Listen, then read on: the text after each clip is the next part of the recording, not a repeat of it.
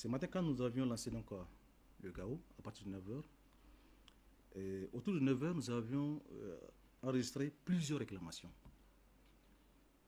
Et comme les réclamations étaient nombreuses, j'étais obligé d'arrêter les enregistrements pour nous permettre de vérifier la vérité de ces réclamations-là. Ce que nous avons constaté, c'est que de l'ensemble des pèlerins qu'ils ont pu arrêter de 9 h à 11 h 30, ils n'ont pu arrêter que 1474 pèlerins. Et de ces 1474 pèlerins, seuls 18 ont pu être confirmés, 8 ont été rejetés et 0 pèlerin validé. Ça, c'est au niveau du World Charter. Par rapport au vol régulé, sur les 811 pèlerins enregistrés, nous avons remarqué qu'il y avait 200 faux pèlerins. Par faux pèlerins, il faut attendre que c'est des noms des lettres qui étaient mises, une série de lettres qui étaient mises dans le système pour représenter le nom des pèlerins. Vous pouvez le voir, c'est des FGH qui représente un nom, JKI qui représente les prénoms. Et ce faisant, il introduisait des fausses données. Ce qui a amené le système à un certain moment d'être saturé et de lâcher à certains moments. Au vu de cela, nous avons essayé de corriger les quelques erreurs, les vraies erreurs constatées, notamment des erreurs constatées au niveau du lieu de délivrance de passeport. En lieu et place de DST, certains écrivaient Niamey, NY, ou carrément il écrivait DGPN, ou Niamey en toutes lettres. Et le système ne l'accepte pas.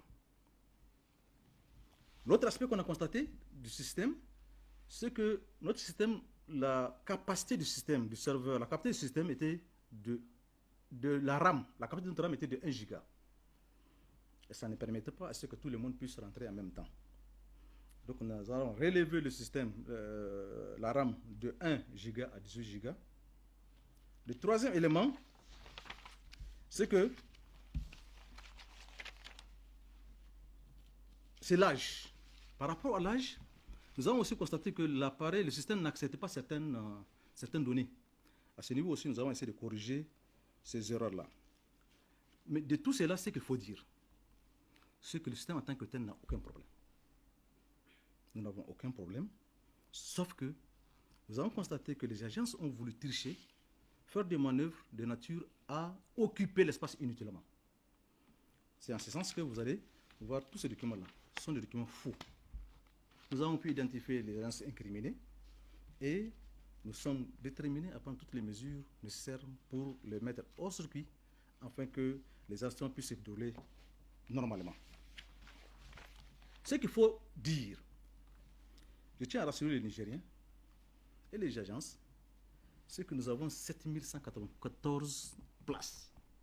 Tout le Nigerien ne peut pas faire le déplacement du Hajj cette année. Le quota est de 7194, on ne peut pas dépasser ce quota-là. Nous avons 200 agences. Et toutes ces agences sont en train d'aller à la conquête de ces places-là. Ce n'est pas facile. Il faut qu'ils gardent leur calme, qu'ils soient sereins. Si jamais ils peuvent respecter la procédure d'inscription, nous n'aurons aucun problème. J'appelle donc les uns et les autres, les pèlerins et les futurs pèlerins et les agences, vraiment, d'être respectueux de la procédure.